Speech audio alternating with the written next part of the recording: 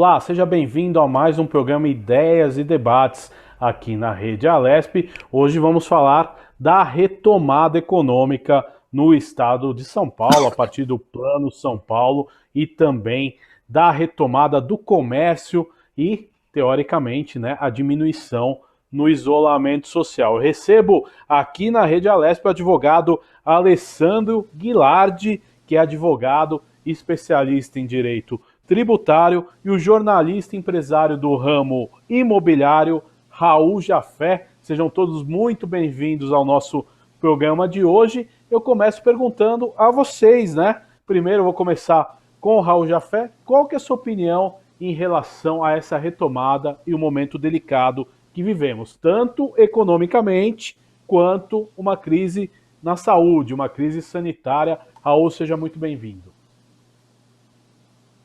Muito bem, muito obrigado pelo convite. Eu queria cumprimentar todos os telespectadores. Um abraço especial a você, Guga Mendonça, meu querido amigo e companheiro de muitos momentos de rádio e televisão. É um prazer, é uma honra estar aqui com você nesse programa que é brilhante e que esclarece tantos fatos, principalmente o que nós estamos vivendo agora. E um abraço carinhoso a esse jovem que eu admiro bastante, o doutor Alessandro, um exímio conhecedor não só de direito tributário, mas de diversas matérias do campo jurídico. Então, participar desse debate é uma grande alegria estar aí. Raul, então começando, qual é a sua opinião sobre essa retomada?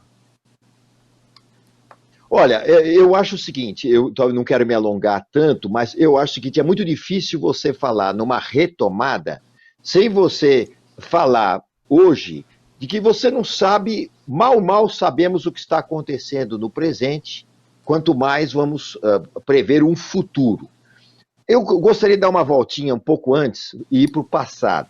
Na minha opinião, na minha avaliação, e de muitos empresários com os quais eu tenho conversado, de diversos ramos de atividade, foi cometido um grave erro pelos governos estaduais. Independente de opiniões políticas ou de ideologias, na minha opinião, foi iniciado de forma muito drástica, muito precocemente, esse isolamento que causou um prejuízo absurdo ao comércio e à indústria. Em março, nós tínhamos uma pandemia que já era prevista. Na verdade, o carnaval deveria ter sido suspenso, mas as informações eram contraditórias. Se dizia que não era tão pesada, que não ia chegar com tanta violência, tanta força essa pandemia ao Brasil. Então, quando ela realmente chegou, imediatamente os governos se assustaram e causaram um isolamento drástico. Quando, naquele momento, apenas o que estava causando a pandemia eram realmente os viajantes, aqueles que vinham do exterior, seja os próprios brasileiros que viajaram para suas férias durante o carnaval, seja os estrangeiros que vieram para o Brasil passar o carnaval. Era verdade quando se dizia que se tratava de uma pandemia de rico, porque era basicamente vinda através dos viajantes que vinham do exterior e foram contaminando os estados. Então, naquele momento, eu acho que deveria ser feito um isolamento muito mais brando. Primeiro, com as pessoas de risco, pessoas dos 60 anos para cima, pessoas com problemas respiratórios, pessoas muito idosas. Essas sim deveriam ter um resguardo imediato. Os demais, o comércio deveria ser isolado aos poucos. Olha, há muitas lojas pequenas, o comércio de rua em São Paulo, por exemplo, é muito abundante, nas cidades do interior também, e nessas lojas é difícil entrar muita gente, ter aglomeração. Então poderia ter sido feito um isolamento muito mais brando, sem prejudicar demais o comércio. Bem, falando do futuro, com tudo isso que ocorreu, milhares de lojistas de comércios, pequenos comércios de rua espalhados pelo estado de São Paulo, e inclusive na capital, infelizmente, não devem voltar mais a abrir. Isso é um fato, infelizmente, triste, e as indústrias foram muito prejudicadas também, continuaram trabalhando, houve muita demissão, as demissões são enormes em todos os lugares, e, portanto, se falar no futuro o que vai acontecer, é um pouco bola de cristal. A única coisa que eu, usando a minha experiência e a minha bola de cristal, é que se essa pandemia, se esse isolamento terminar rápido, o que me preocupa demais é que agora, junho e julho, são os meses onde tradicionalmente se morre de gripe, de pneumonia, de tuberculose, doenças respiratórias, que vão se misturar com a Covid-19. Então, os danos que vão ser causados às cidades nesse período de junho e julho ainda são inestimáveis. Acontece que os governos, sentindo o problema econômico que eles acabaram produzindo, o que ocorre? Ocorre que eles estão procurando abrir o isolamento. Liberaram, você viu os comércios dos grandes centros de São Paulo, 25 de março, Brás, estiveram lotados. Nas cidades do interior houveram muitas aglomerações por causa do Dia dos Namorados, o que foi um lado positivo, pelo menos o comércio respirou um pouco. Então, se tudo depende do que vai acontecer nos próximos dias. Se o problema que nós estamos tendo hoje é que o problema da gripe, que normalmente ocorre nessa época, as doenças respiratórias, se elas não forem extremamente contidas, se elas se espalharem demais, vão se confundir, como eu já disse, com o Covid-19 e pode causar um caos, inclusive um lockdown. Se nada disso acontecer, eu acredito muito no Brasil. Eu acho que o Brasil ele tem surpreendido o mundo com a sua reação rápida. O empresariado brasileiro, o empreendedor brasileiro, ele é muito rápido, ele é criativo, ele se reinventa a cada momento. Então eu acredito que nós estamos dependendo de quanto tempo vai durar esse caos. Se não demorar muito, se ele se considerar agora, daqui para diante, os números se estabilizarem, eu acredito numa recuperação surpreendente do Brasil. É a minha consideração inicial. Obrigado, Raul Jafé. Meu caro doutor Alessandro, qual que é a sua consideração inicial sobre esse tema, sobre a retomada, né, gradativa no estado de São Paulo, mas tem várias peculiaridades, né, como o Raul mesmo destacou. Doutor Alessandro, seja muito bem-vindo a esse Ideias e Debates de hoje.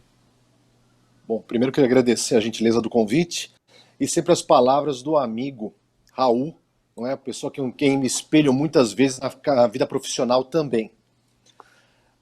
Em relação a essa questão que nós estamos vivenciando hoje, é uma reação, primeiro, descontinuada. Nós não vemos uma conexão ou uma estrutura de pensamento em uníssono da União, o Estado e o município. Nós não vemos uma reação em completo apoio às medidas mínimas que deviam ser tomadas. Hoje nós temos a maior quarentena, talvez, do mundo. Já dura quase 90 dias, salvo engano. Como o doutor Raul falou com muita propriedade, já era sabido o que ia acontecer. Já estava se vendo que começou na Ásia, estava na Europa, e por evidente, com os voos internacionais, isso acabaria chegando no Brasil mais cedo ou mais tarde. Mas nenhuma medida acautelatória foi tomada. Pelo contrário, como se falou também, o carnaval foi realizado normalmente. Um pequeno probleminha. Pois não. Me escutam? Pois não, perfeitamente, sim, conclua, assim, pode continuar. A partir de março, avisaram, olha, a partir de amanhã as escolas estão fechadas, os clubes estão fechados, os comércios não abrem mais. Isso gerou, primeiro, uma situação de imprevisibilidade. Exatamente, imprevisibilidade, né? E doutor Alessandro, com um pequeno probleminha de comunicação, eu vou acionar o nosso outro convidado, o Raul Jafé. Isso. Quais os principais impactos, Raul, que você viu nesse primeiro momento, nessa época aí de pandemia? Eu acho que são vários impactos, mas, por exemplo, na área da construção, que você é atuante, quais foram os impactos? Olha, no ramo imobiliário, a construção civil não parou, ela não foi tão afetada. Claro, né? quando a gente fala não foi tão afetado, eu estou pensando em grandes obras, eu estou falando em construção de prédios. Agora, quando você analisa aquela pessoa que normalmente ela fala, bom, está na hora de eu reformar minha casa, está na hora de eu construir uma edícula, que é o pequeno empreendedor que faz aquilo na sua própria casa, no seu terreno e tal, essa pessoa ficou assustada, porque de onde ela provém o dinheiro dela, passa a ser comprometido com o sustento. Porque o negócio dela do outro lado, o comércio, a prestação de serviço que ela tem, nesse momento paralisou. Então ela fala, puxa, então eu não posso agora construir alguma coisa, assumir mais um compromisso, reformar a minha cozinha, fazer um novo portão que a minha esposa está pedindo, que são essas pequenas coisas que giram o ramo do materiais de construção e da construção civil. Outro ramo dentro dessa área altamente prejudicado foi a locação comercial. Se não houve, por enquanto ainda não afetou tanto a locação residencial, porque as pessoas estão tendo que ficar nas suas casas e estão pagando o aluguel da casa. Mas, em compensação, aqueles que têm um pequeno comércio, até uma prestação de serviço, o cabeleireiro, o próprio médico, né, que costuma atender no seu consultório, profissionais liberais, o próprio advogado que tem dificuldade de atender no seu escritório, enfim, todo mundo que tem, principalmente, um comércio, hoje está sem condições de construir ou reformar. E, portanto, as locações comerciais estão comprometidas, porque o comércio está fechado há 3 meses, a pessoa não está pagando aluguel, ou está negociando com o proprietário o aluguel, o que é um prejuízo para aquele que guardou dinheiro, né, investiu, guardou dinheiro para construir um imóvel, para depois viver da sua locação. Então, os impactos são muito grandes, né? A construção civil não sofreu tanto como outros ramos, mas indiretamente, por ser um ramo bastante amplo, houve um grave prejuízo, principalmente do setor de locações. Agora, Raul, você tocou nesse ponto, né, que o setor de locações, muitos comerciantes ficaram parados aí 3 meses. Eu conversava com alguns, em algumas entrevistas e tudo mais, teve muitos proprietários que foram, né, avessos a uma negociação, a um desconto que levou praticamente que esses comerciantes aí ficassem em dificuldade financeira e até muitos aí desistindo, né, do ponto comercial e tudo mais. Por que você acha que houve essa inflexibilidade e no caso aí de dar descontos em aluguel e de repente ter um entendimento que o comerciante de repente estava passando por dificuldade, Raul? E você que conhece, né, muitos empresários do setor, pode me dar um panorama melhor também, né? Olha, Gustavo, eu acho que são muitos casos, existe caso a caso, né? Eu acho que existe muito a questão do caso a caso, porque eu conheço muitos proprietários de imóveis que deram bons descontos, alguns deram descontos para serem repostos mais à frente, quando a situação melhorar, né? Então você, por exemplo, deu desconto 50% de desconto no aluguel por 3 meses. Esses 50% que ficaram para trás, mais quando a situação, você propõe dividir até 10 vezes para o inquilino te pagar. Outras vezes, você dá um desconto de 30% e fica por isso mesmo. Olha, você não paga 70%, não paga 30%. Há casos em que o inquilino só está pagando o condomínio e IPTU, né? A gente sempre tem que lembrar que o proprietário do imóvel, ele seria o caso da formiga, né? Que ele poupou dinheiro para construir um imóvel ou para comprar um imóvel que lhe servisse de renda para o futuro. Então ele também tem os seus compromissos em função daquele aluguel que ele recebe. Então ele também fica desesperado porque ele tem compromissos a pagar e está vendo que a sua renda, que já estava comprometida com vários compromissos, de repente vai faltar. Então ele tem que recorrer às suas reservas, àqueles que têm reservas para recorrer. Então, esse problema está acontecendo. Eu não sei se está havendo uma total inflexibilidade. Eu acho que está havendo, muitas vezes, uma questão. Olha, eu não tenho como te pagar. Ou você aceita, ou eu vou entregar um imóvel e vou ficar inadimplente, porque eu também não estou recebendo. Então, é um dominó, né? É um efeito dominó que vai derrubando, derrubando, derrubando e causando todos esses problemas que estão em praticamente quase todos os ramos de atividade. Muito obrigado, Raul. Doutor Alessandro está de volta conosco. Vamos começar, né, pelo primeiro tema, né, que tivemos um pequeno probleminha de conexão. Então, diga, né, na sua visão aí, como, né, as consequências aí dessa reabertura, como o senhor vê este cenário, doutor? A questão da reabertura ainda não está clara para mim. Acho que para muitos dos cidadãos também não está. Nós estamos tendo diálogos desencontrados por parte do governo municipal, que tem a sua prerrogativa constitucional em manter alguns fechamentos, do federal, que está propondo uma abertura paulatina de acordo com zonas que ele predeterminou, e o governo federal, que teria o Ministério da Saúde, que ditaria as regras macro, né, de proteção, que também já liberou, inclusive no Distrito Federal, os shoppings para abrirem há mais de 2, 3 semanas atrás. Então, esse desencontro de informações geram o quê? Uma imprevisibilidade. Deixam o cidadão, principalmente o empresário que tem sua responsabilidade para com os empregados, numa situação muito delicada.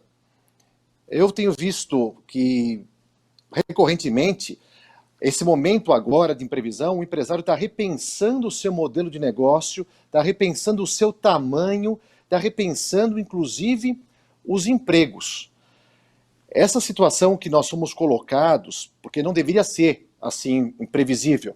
Hoje nós estamos vivenciando a maior quarentena do mundo, não é? Poderia ser fixado um espaço de tempo, vamos por 40 dias mesmo, em que o governo, as 3 esferas de governo, conversando de uma forma em uníssono, falasse, olha, nós vamos fechar 40 dias, avisar o empresário, avisar o cidadão e realmente dar garantia que depois de 40 dias haveria reabertura. Isso mitigaria muito o impacto econômico que nós vamos sofrer daqui para frente. Então, de novo, as questões econômicas estão amalgamadas a questões políticas, ou de falta de políticas públicas, ou de falta de boa gestão. Então, é essa consideração inicial que eu faço. Nós precisamos de esclarecimento, de informação e de previsibilidade para continuarmos as nossas atividades econômicas. Agora, doutor Alessandro, já perguntei para o Raul, eu quero perguntar para o senhor também. Quais os principais impactos, né, desse fechamento prolongado para a economia? O que nós vamos sentir aí em empresários que não vão conseguir honrar, né, seus compromissos, gerando desemprego, gerando dívidas? Como você vê esse cenário, doutor? Bom, basicamente é um efeito cascata. Começa com o empresário sendo obrigado a abrir a sua situação econômica, despedindo alguns funcionários. Muitos deles, os empresários, começam a questão da alocação que eles têm hoje, o tamanho que eles têm hoje, começam a negociar com os fornecedores, começam a negociar de uma forma que aquela negociação gere reflexos também nas outras cadeias. Então, por exemplo, se o empresário para de pagar o fornecedor dele, o fornecedor para de pagar também de quem ele comprou a matéria-prima, e assim, consequentemente. Hoje, só para pegar um exemplo, no setor de food service, nós temos pelo menos 250 mil pessoas desempregadas. Restaurantes, bares, lanchonetes abriram empregos, deixaram empregos como garçom, comim, chapeiro, cozinheiro. Mesmo com o delivery, eles não conseguem sequer, às vezes, pagar os custos fixos que ele tem de locação, luz e os poucos funcionários que permaneceram. Nós não vamos sentir ainda essa crise. Eu acho que essa crise, mesmo depois de terminada a quarentena, nós vamos sentir um pouco mais para frente, quando de fato todos os benefícios dos empregados demitidos forem pagos, não tiver mais aquela fonte de recurso por parte do governo federal, quando realmente acabarem os recursos do empregado, aí a economia vai começar a desaquecer e desacelerar num ritmo absurdo, que não vai ter mais o consumidor. E não vai ter nenhum plano emergencial, por enquanto até agora não vi nenhum plano concreto de retomada para reabsorverem a mão de obra e darem vazão para essa situação que vai acontecer. Agora, Raul, você falou anteriormente que você acredita, né, que o Brasil e o brasileiro consigam ter essa retomada aí com força, né, com a habilidade que só o brasileiro tem de se recuperar dessas situações. Mas o que você acha que pode ser feito pelo governo federal, pelo governo estadual e pelos municípios para tentar facilitar esse processo? O doutor Alessandro colocou muito bem, né? Ele falou realmente, a gente quer ser otimista, como todo brasileiro, a gente é otimista, guerreiro, lutador, mas é difícil você realmente manter o otimismo quando você não sabe o que vem pela frente. A gente não sabe quanto tempo vai demorar essa pandemia. O Brasil é um país muito grande. O governo planeja um pacote de obras espantoso. É uma ideia, né, que está sendo muitas discussões na esfera do Ministério da Economia, que seria para a retomada. Seria como se fosse um PAC, né, um PAC 3, um PAC 4, o plano de aceleração do crescimento. Porque todo mundo sabe, e eu gosto de lembrar uma frase, viu, Guga, que o doutor Alessandro também, eu gosto de lembrar muito essa frase que perguntaram uma vez, pós-guerra, ao ministro Charles de Gaulle da França, se ele achava que a economia da França estava bem, estava indo bem. E ele falou, eu devolvo a pergunta aos senhores da seguinte maneira, o que é que os senhores acham de como está indo a construção civil na França? Aí alguém levantou e falou, vai indo de vento em popa. Então ele falou, então a França vai de vento em popa. Porque a construção civil é, na verdade, o grande foco gerador. Agora, como bem disse o doutor Alessandro, os pequenos e médios empresários, eles estão exauridos. Essa pandemia vai exaurir todas as forças que alguém ainda tinha. O empregado vai estar sem condições. Então, é nesse momento que os governos estadual, federal e municipal têm que entrar com grandes obras, aquilo que é possível. Mesmo que isso cause um endividamento do país. A gente sempre tem que lembrar que o mundo precisa investir. O mundo globalizado hoje, ele busca lugares onde ele possa investir. E é nesse momento que os governos têm que abrir para investimentos estrangeiros, para que a gente possa fazer as infraestruturas que estão necessárias ao país. Veja, nós somos um país que tem um saneamento básico da pior qualidade. Ainda poucas pessoas no Brasil ainda têm acesso ao saneamento básico. É nessas horas que essas obras têm que acontecer. Mesmo que o Brasil se endivide um pouco, para que essas obras gerem emprego. E gerando emprego, essas obras vão movimentar novamente o comércio e os novos empreendimentos. É a visão que eu tenho de futuro, sendo otimista. Meu caro doutor Alessandro, e a visão do senhor, né? O que pode ser feito em termos de investimento do poder público, programas aí de retomada de empregos, né? O que pode ser feito para que a reação do país seja mais rápida a essa pandemia? O que eu quero também botar na discussão é o seguinte, né? Que a economia ela gira em torno do mundo, né? Então não interessa só o reflexo do que acontece no Brasil. Se a gente não tivesse sido atingido pela pandemia e o mundo inteiro foi atingido do jeito que foi, nós teríamos aí consequências dessa crise econômica mundial, né? Então eu queria que você fizesse análise tendo em vista também o cenário global. Primeiro, tenho que deixar, concordo com o senhor Raul, o Brasil, os brasileiros são muito resilientes à crise. Nós já vivenciamos muitas crises em muitos momentos e sempre as superamos. De uma forma ou de outra, com mais ou menos cicatrizes, mas superamos. Vamos superar essa? Tenho certeza. A questão é quando e magnitude dessa crise. Bom, tecido esse comentário inicial, concordo também que a infraestrutura é um termômetro assim avassalador da economia. Se houver abertura de novos postos de trabalho, absorção dessa mão de obra e uma geração de recursos para que eles aqueçam a economia, isso também, via reflexa, vai atingir o empresariado. Mas eu acho que não é só isso. Nós estamos falando também de uma, como você bem colocou, um cenário mundial, com uma questão da alta do dólar, o que evidentemente vai atrair o capital internacional para investir no Brasil, nessa participação dessas obras, como nós vemos ainda que a construção civil continua ainda com um certo fôlego, até mostrando bons sinais, porque há capital externo entrando. Então, nesse sentido, essa questão do câmbio vai favorecer o investimento estrangeiro. Mas eu acho que o governo também toma outra medida. Tem que dar um fôlego na parte fiscal, na parte tributária para o contribuinte. Por exemplo, eu não vi nenhuma medida do governo municipal em relação ao IPTU.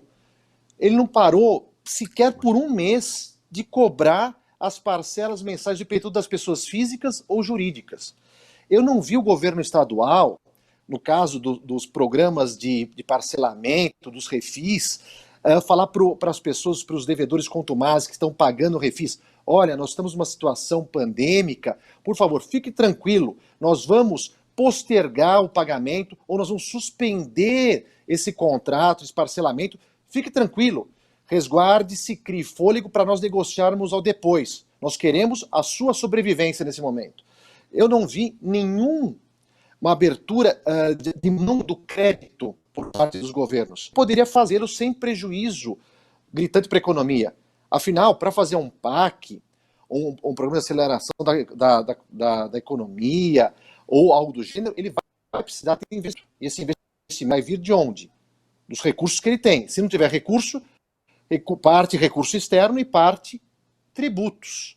E aí não posso deixar passar em brancas nuvens a PL 250 de 2020, que tramita na nossa legislativa do Estado de São Paulo, que quer aumentar o ITCMD, o imposto de doação e o imposto de causa-mortes, que hoje é 4%, para 8%, sob o argumento de que vai fazer caro para a situação pandêmica gerada pelo Covid-19, quando nós sabemos que o imposto não tem vinculação a uma finalidade específica, diferente da taxa e da contribuição.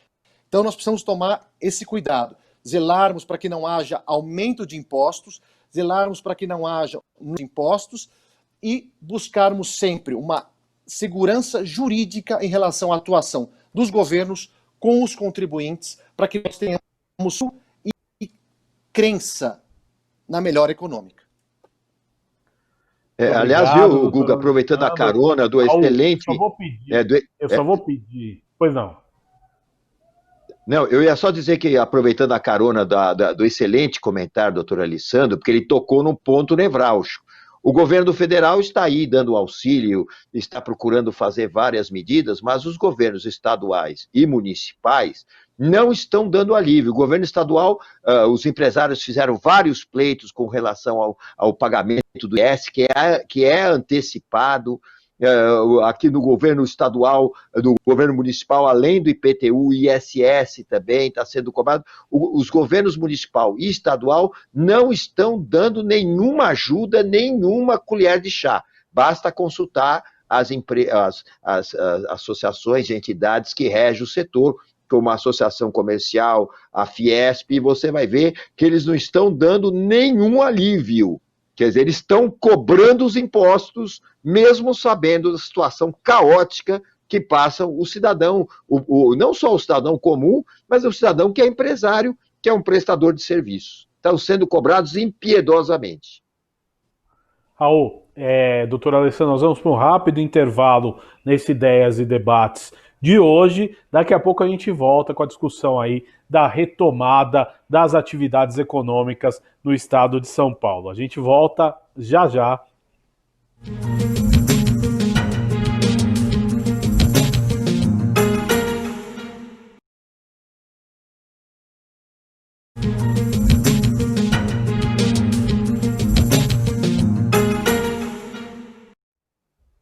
Estamos de volta, esse é o programa Ideias e Debates de hoje. Estamos falando aí da retomada da economia no estado de São Paulo. Eu recebo o advogado Alessandro Guilharte e também o jornalista Raul Jafé para comentar sobre este assunto. No primeiro bloco falamos aí de algumas medidas, né, e algumas consequências da economia nacional, mas vamos falar um pouquinho agora, focar no estado de São Paulo. O governo do estado de São Paulo apresentou o Plano São Paulo, onde essa retomada é feita por partes, né?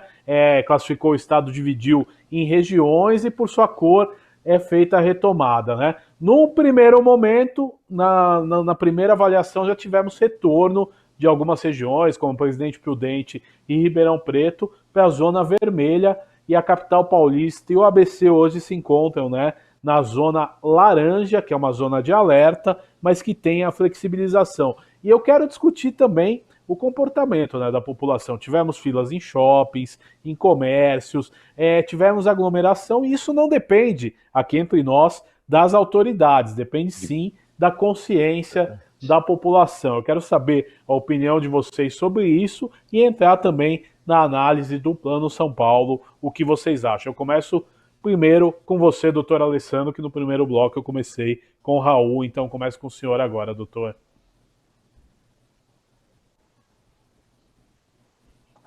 Daqui a pouco, doutor Pronto? Alessandro. Pois não, Não, eu doutor, tô aqui, tá me começo com ouvindo? o senhor, então. Pois não. Vamos lá. Perfeito.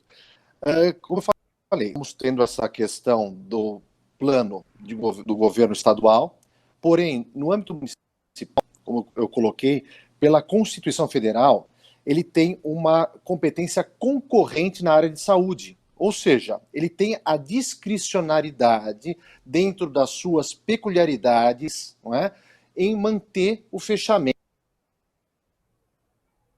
Daqui a pouco, um pequeno probleminha com o doutor Alessandro. Raul, quero saber a tua opinião sobre tudo isso, né? Sobre o Plano São Paulo, sobre a retomada gradual. Doutor, voltou já? Podemos? Daqui a pouco, doutor Alessandro, um pequeno probleminha técnico. Os probleminhas da internet, né? O nosso telespectador tem internet, né? É um programa feito ao vivo, então tem esse pormenor. Agora, Raul, conta um pouquinho o que você acha do Plano São Paulo de retomada, né?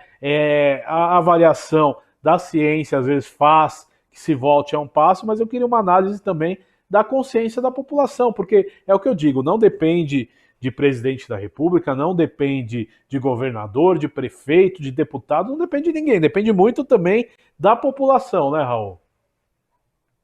É verdade. Guga, você tocou num ponto que eu diria que é quase filosófico, né? Porque tirando a participação, a intromissão dos governos, as discussões políticas, as ideologias, tirando isso de lado, resta a consciência da população.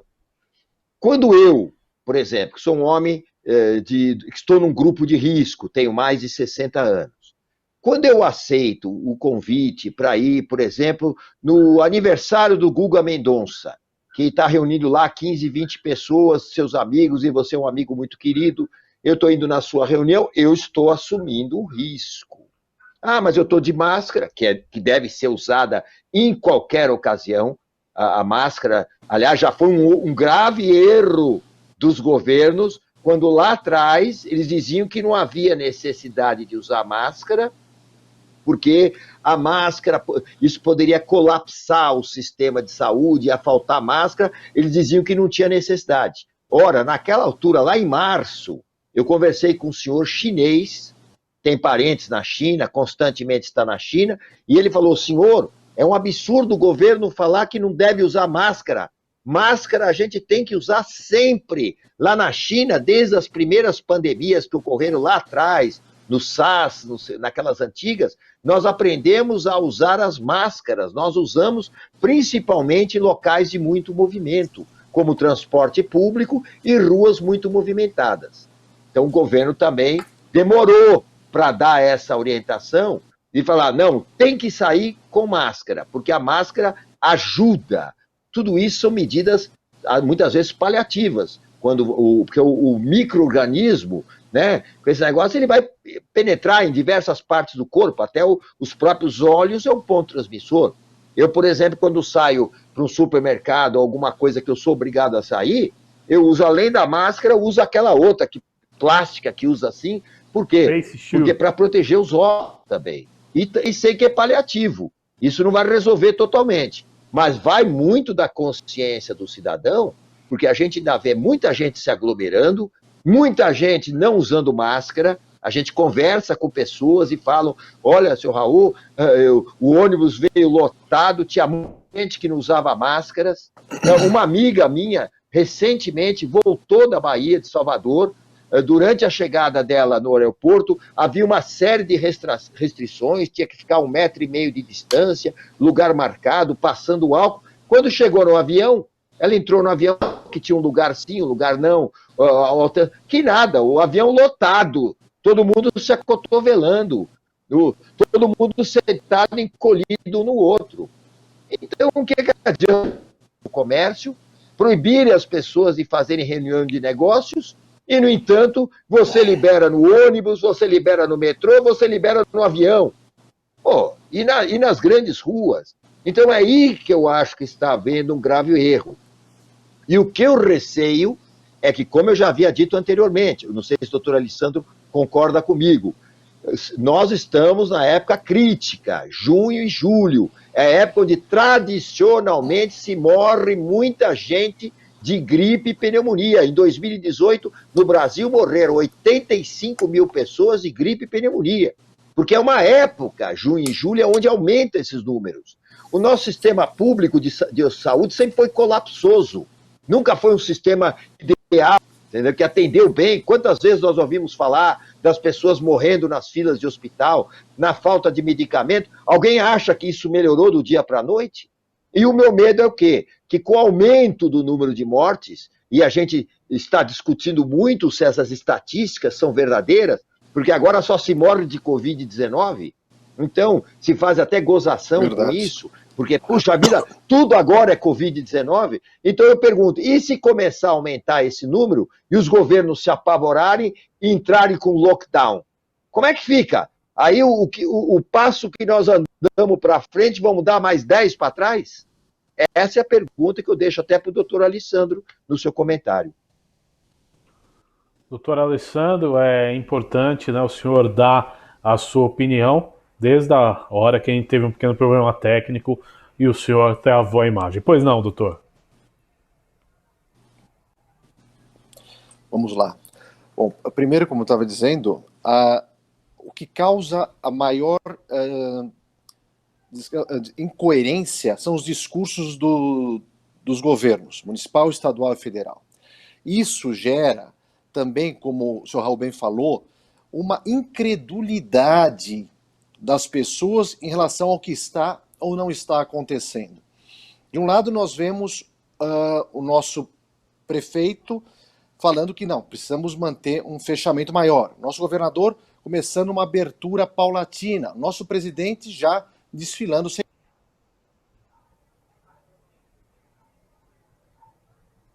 Pequeno probleminha com a conexão com o doutor Alessandro Guilardi, né? Você acompanha com a gente o Ideias e Debates desta segunda-feira, trazendo para você aí o debate, né, da retomada do Plano São Paulo. E, Raul, eu gostaria de saber, né, da sua opinião sobre o Plano São Paulo. O Estado aí fez um estudo, dividiu, né, o Estado de São Paulo em áreas. Você acha que é adequado isso, Raul? Eu acho que no estado de São Paulo, nós temos 640 e tantos municípios, cada um tem a sua história. Municípios menores tiveram muito pouco contágio. Os casos são pequenos. Eu falo da minha cidade de Itatiba, onde nós tivemos, a Itatiba tem 120 mil habitantes, nós estávamos com um pouco mais de 50 casos e tínhamos apenas 2 óbitos. Mas, no entanto, a região de Campinas estava um pouco mais comprometida, já parou o comércio de novo, né? E o que estava funcionando deixou de funcionar. Então, é uma coisa que está ficando em função da decisão municipal, do governo municipal, mas influenciado pela pressão do governo estadual. Então, esse é um problema muito sério. Cada cidade é uma cidade. Por exemplo, nós tivemos aumento de casos, parece que na região de Ribeirão Preto. Eu acho que tem que haver uma consciência, primeiro, pessoal de cada um de nós, né? É como você bem falou, quem sai às ruas está assumindo o risco. Se ele sai à rua e está aglomerado com outros, ele está assumindo um risco. Se você sai às ruas tomando extremo cuidado, todos os cuidados com a sua, usando uma máscara, evitando aglomeração, você está minimizando o problema. E há uma outra coisa também, doutor Alessandro e meu caro Guga Mendonça, que eu acho que tem que ser muito importante, é que os governos, seja o Ministério da Saúde, seja as secretarias de saúde dos estados, elas definam um protocolo de primeiros sintomas, porque toda essa gripe, ela pode ser minimizada, pode até ser enfraquecida ou diminuída, se forem tomadas providências do 2º até o 7º dia. Isso já tem sido dito por todos os médicos, tem sido aceitado, mas é um protocolo que tem que ser geral. Orientar a pessoa, olha, você sentiu o sintoma, não vá para o hospital. Primeiro consulte o seu médico, porque o hospital é o foco da doença. Consulte o seu médico. Veja se ele pode dar algum remédio, se os sintomas são realmente sintomas de Covid e se você pode tomar uma providência. Porque senão tudo que nós estivermos falando aqui vai ser inócuo. Por quê? Porque cada cidade, conforme o número que aumenta, e agora vão aumentar os números por causa do inverno, vão voltar a ter novamente paralisação do comércio e a retomada vai ficar mais difícil ainda. Agora, doutor Alessandro Guilhardi, qual que é a sua opinião aí sobre o Plano São Paulo, essa divisão que o governo do estado fez das regiões do estado de São Paulo? Doutor, o senhor está conosco? Sim, estou. Não, Está me ouvindo? Realmente. Agora sim, agora sim. Pois não, estamos ouvindo.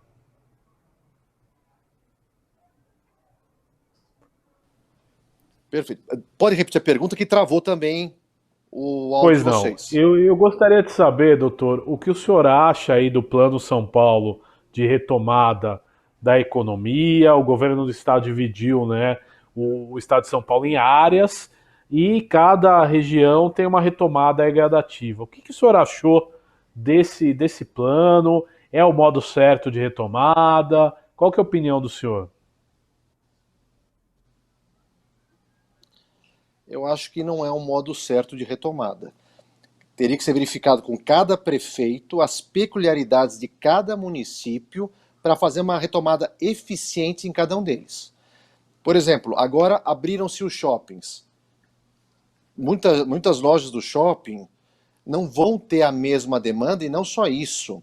Os shoppings, principalmente hoje, são sustentados pelas praças de alimentação que não foram reabertas. Então, como falei, tem muitas peculiaridades, tanto dos setores econômicos quanto dos municípios que não foi observado. Como eu digo e repito, falta uma sentada de mesa, uma interlocução e uma única voz. Essa queda de braço que aparentemente acontece entre os governos não vai gerar bons frutos. Essa é a minha visão. Esse não é o melhor plano de retomada. Agora o senhor defende, né? O STF deu essa autonomia aos prefeitos e governadores, mas eu percebo que o senhor defende muito, né, que cada prefeito tome a sua atitude. Qual que é o embasamento, né, e a sua teoria em relação a isso? Tem uma coisa que se chama Constituição da República. Ela fala claramente que a saúde, ela de competência concorrente, ou seja, não é residual, ela é concorrente, ou seja, as 3 esferas de governo têm poder para atuar na área da saúde.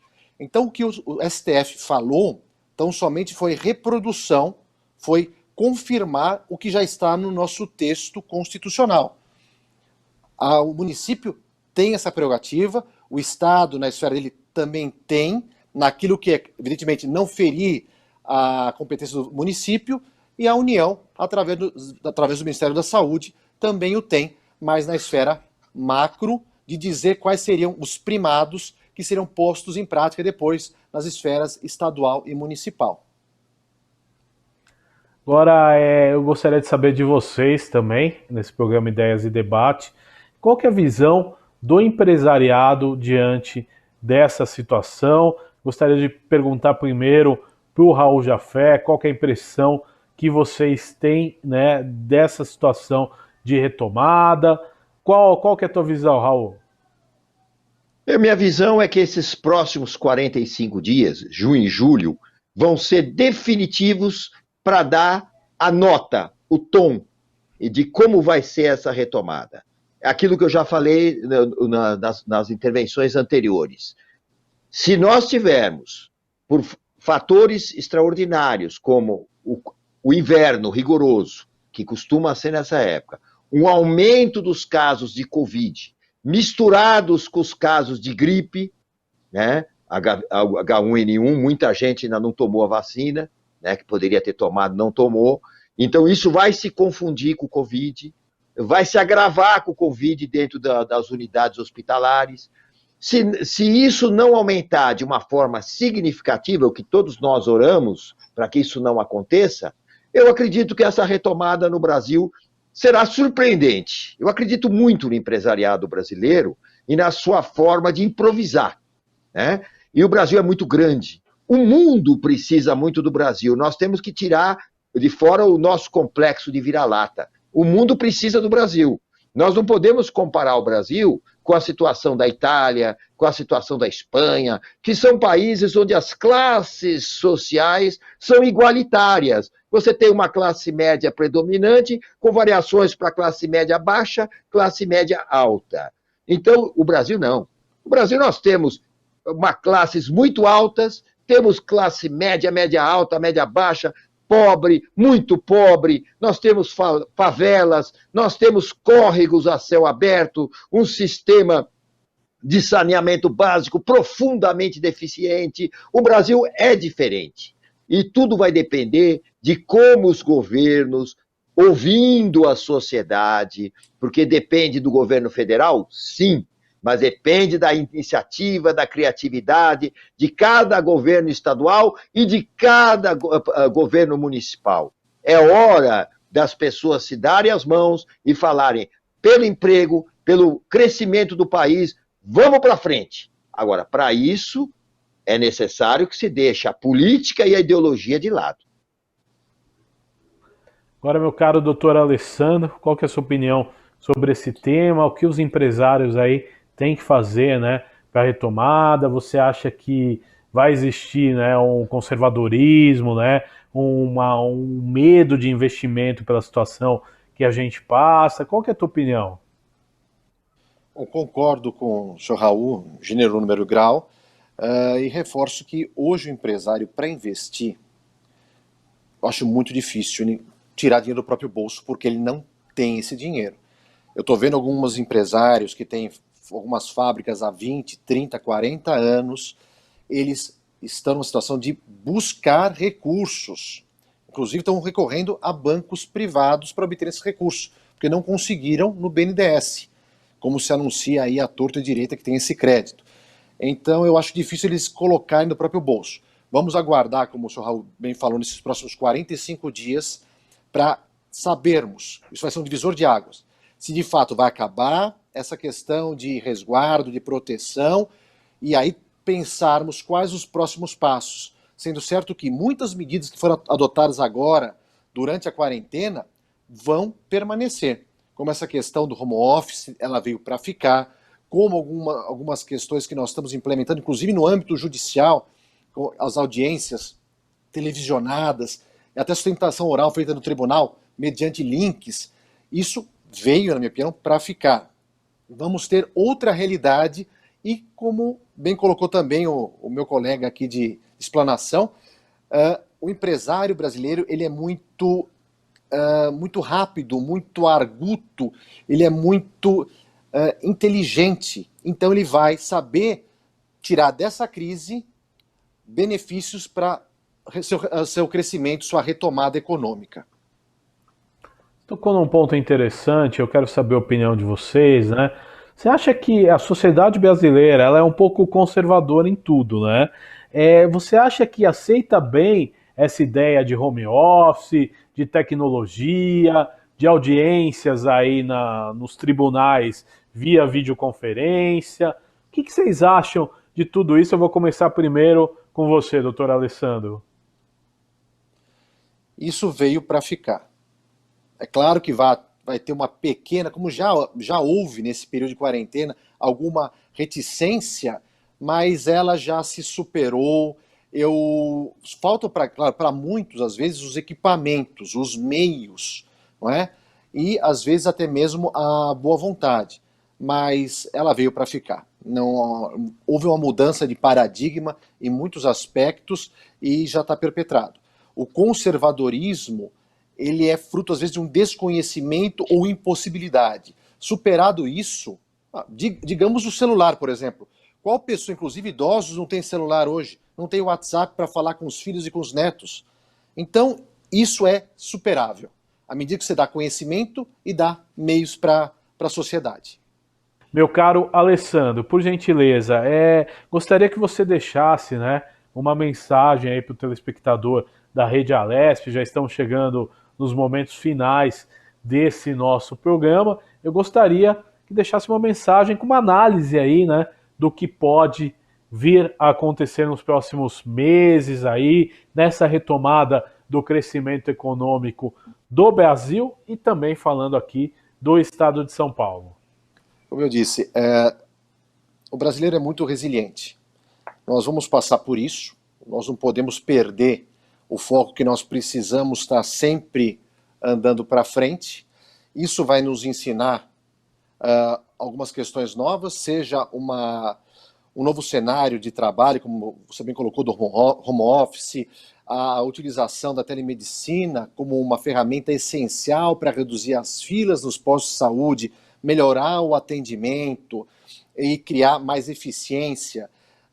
Estamos falando também em algumas mudanças interessantes na parte das audiências, que não precisa mais ser presencial. Isso eu vejo com muito bons olhos. Você não precisa mais se deslocar, pegar a senha, ocupar um espaço, às vezes de forma desnecessária, ficar no trânsito por 1 hora, 1 hora e meia, depende da localidade que você vá.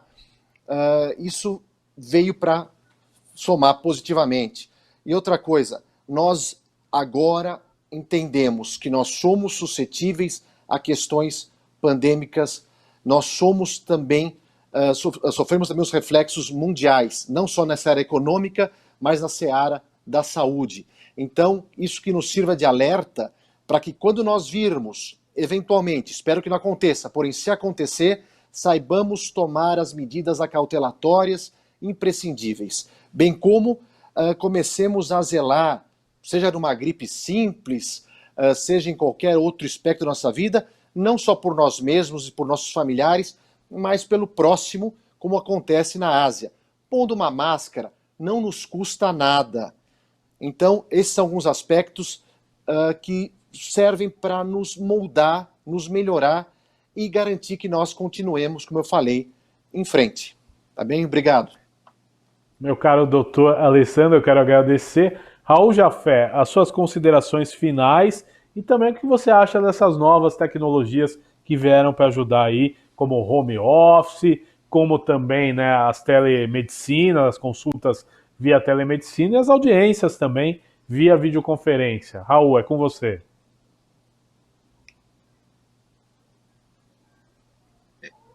Eu acho que o doutor Alessandro colocou com muita propriedade. Nós aprendemos, a gente sempre diz que das derrotas, das desgraças, a gente sempre tem que tirar coisas positivas, né? E nós estamos tirando. Eu acho que o home office, por exemplo, para muitas categorias, para muitas modalidades de trabalho, se tornaram algo que veio para ficar.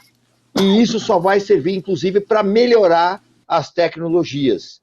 Então, é muito interessante saber que uma mãe pode trabalhar em casa, acompanhando um pouco mais o crescimento dos seus filhos, quando antes ela estaria no escritório, tendo que sair, pegar o seu veículo ou o seu transporte, levar algumas horas, alguns minutos para chegar na sua casa, ela estaria perdendo de desfrutar da educação, do crescimento dos seus filhos. Só isso é um ponto fundamental que a gente chama a atenção para que as empresas, os escritórios, possam realmente entender quanto isso é importante e que essa experiência agora pode ser aperfeiçoada e melhorada. Surgirão novas formas de negócio, falou muito bem o doutor Alessandro, a telemedicina, consultas que você poderá fazer Muitas vezes é comum as pessoas irem fazer uma consulta médica e o médico nem sequer medir a pressão, nem sequer encostar na pessoa, só ouvindo já dá um diagnóstico, já manda tomar um remédio, ou seja, a pessoa se deslocou até lá para nada.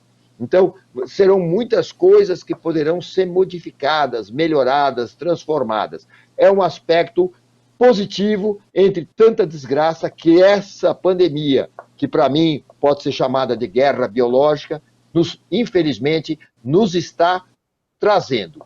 E pedir a Deus, né, que Ele nos ajude, a todos nós brasileiros, a superarmos esse momento tão difícil que todos nós passamos. Que Ele orem por nós, Brasil, Deus sempre foi brasileiro, e que nos minimize esse problema, que afaste do maior número de brasileiros possíveis esse cálice. Eu agradeço, Guga, a sua atenção, a todos os telespectadores da TV Assembleia, e um abraço carinhoso a esse excelente, combativo, jovem advogado, doutor Alessandro Azzoni, que é realmente uma pessoa extraordinária e que eu tenho essa amizade muito grande com ele e admiro. O Azzoni é outro amigo nosso, esse é o Guilherme. Doutor Alessandro, um grande abraço ao senhor. Muito obrigado. Eu errei o nome, o sobrenome. Mas o o Alessandro é uma pessoa. Debate desta segunda-feira, agradeço a presença. Um grande abraço ao Alessandro. Doutor Alessandro, do Raul Jafé, e a gente tem um encontro marcado com ideias e debates amanhã. Você pode ver e rever este e outros programas em nosso canal no YouTube. Até o nosso próximo encontro. Tchau!